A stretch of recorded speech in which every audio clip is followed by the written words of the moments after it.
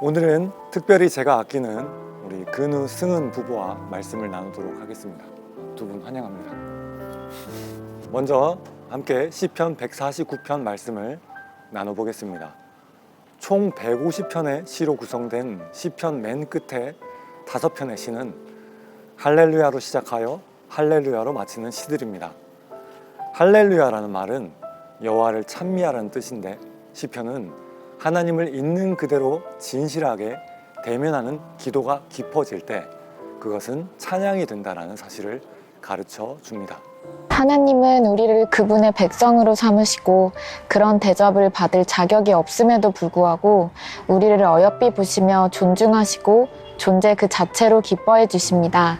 그러기에 우리는 주님을 찬양할 수밖에 없습니다.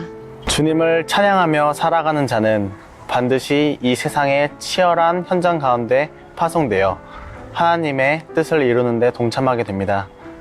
이스라엘 백성들에게 이는 곧 하나님을 거부하는 민족들과 치열한 전쟁을 벌이는 것을 의미했습니다.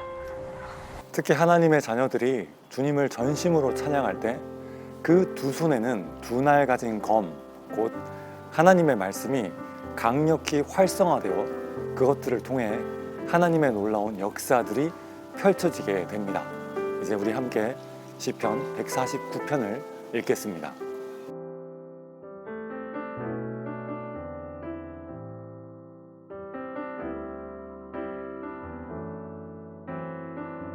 우리 근우 승은 부부는 시편 149편처럼 하나님을 찬양했을 때 경험했던 어떤 특별한 사건이나 이벤트가 있나요?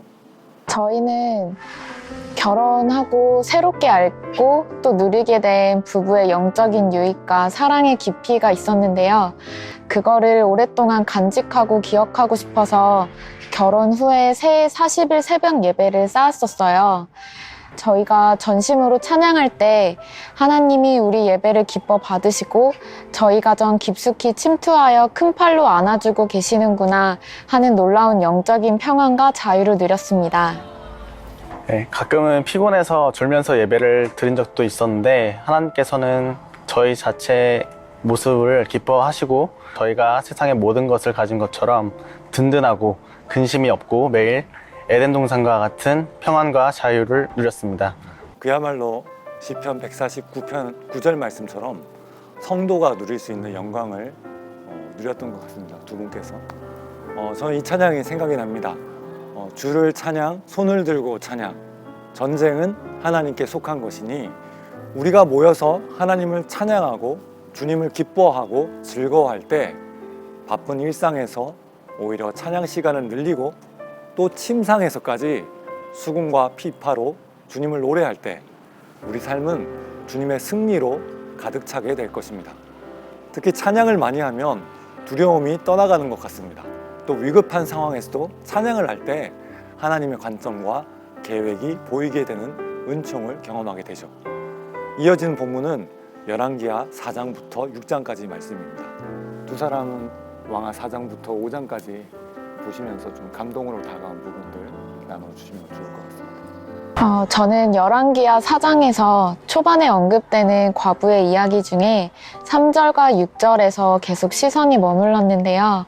과부는 이웃에게 그릇을 빌리라는 엘리사의 말에는 순종했지만 순종한 그 믿음의 분량만큼만 그릇을 빌린 것 같아요. 과부는 그릇들에 기름이 가득 차는 기적을 보고 나서야 아들에게 더 그릇을 가져오라고 했지만 더 이상 그릇이 없자 기름이 바로 그치는 것을 보면서 내가 준비한 그릇은 지금 몇 개나 있는가 돌이키며 생각하게 됐습니다. 하나님은 준비된 믿음의 분량만큼의 기적을 보이시는 것 같아요. 많은 제목들을 두고 기도하고 있지만 내가 과연 그 응답을 받을 준비가 되어 있는가?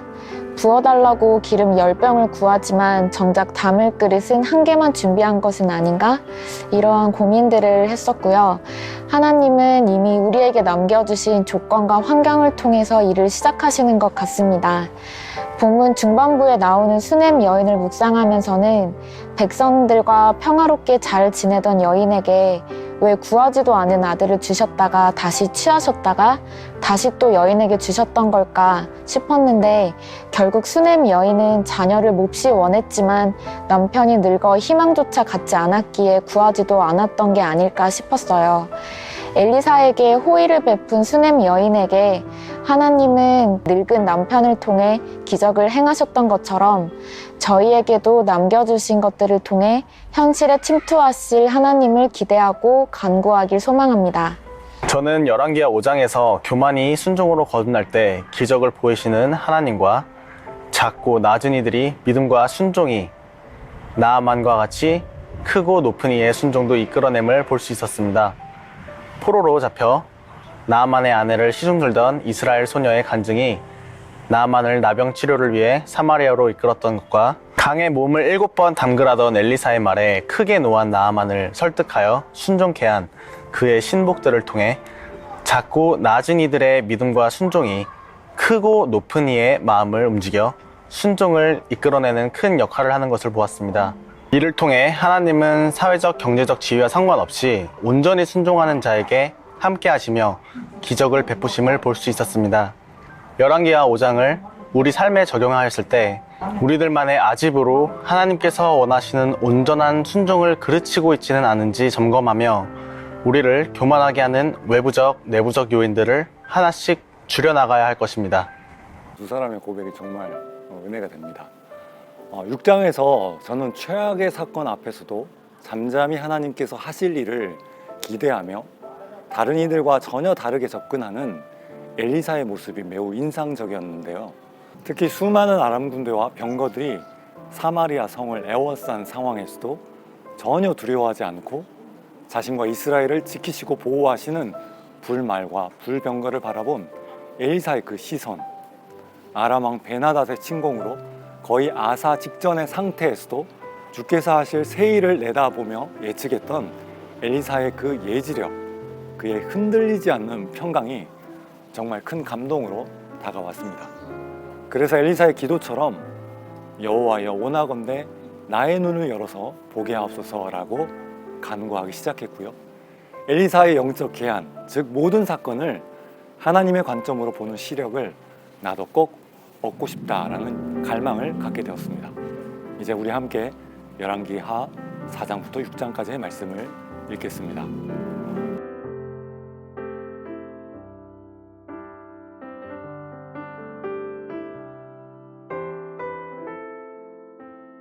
여러분, 우리가 인생 가운데 해야 할 일은 오직 눈에 보이는 대로 반응하고 두려워하지 않고 그저 하나님을 기뻐하고 즐거워하며 할렐루야, 주님을 찬양하는 것 뿐입니다.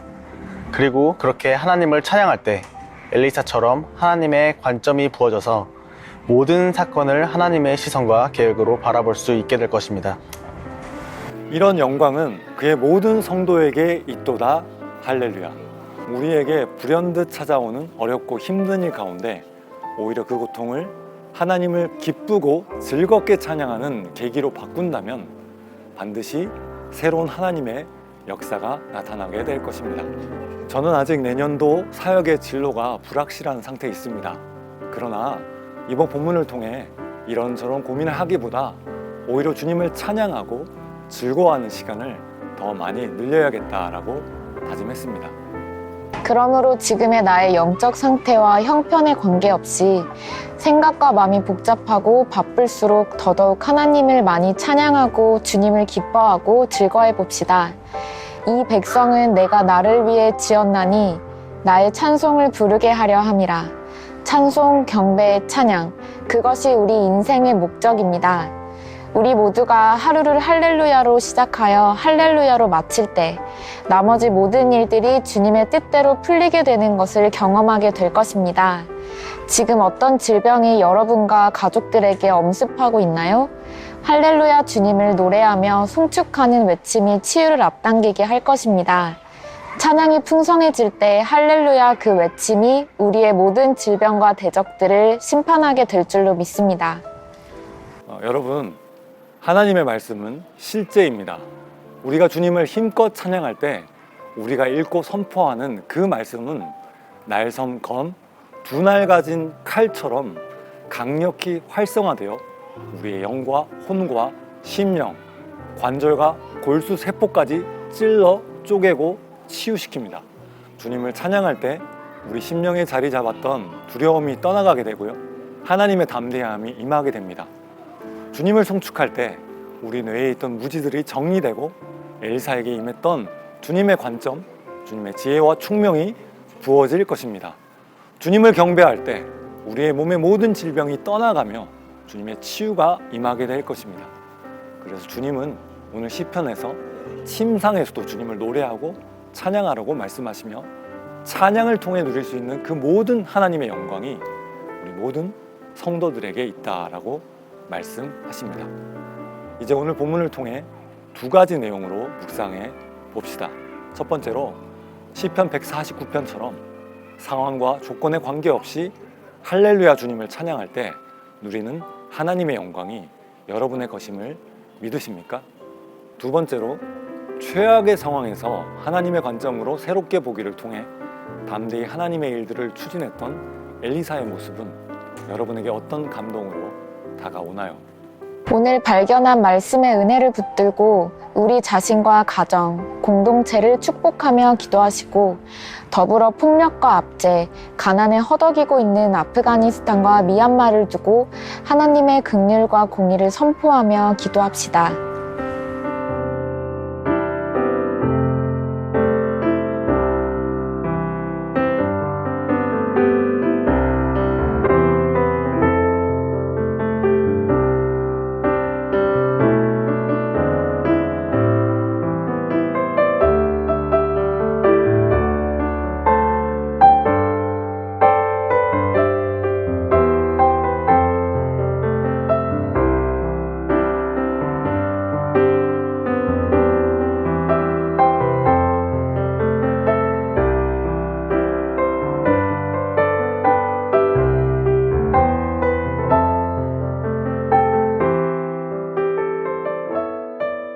평강의 주님께서 친히 때마다 일마다 여러분에게 평강을 주시고 주님께서 여러분을 포함한 모든 사람들과 일에 함께 하시길 빕니다.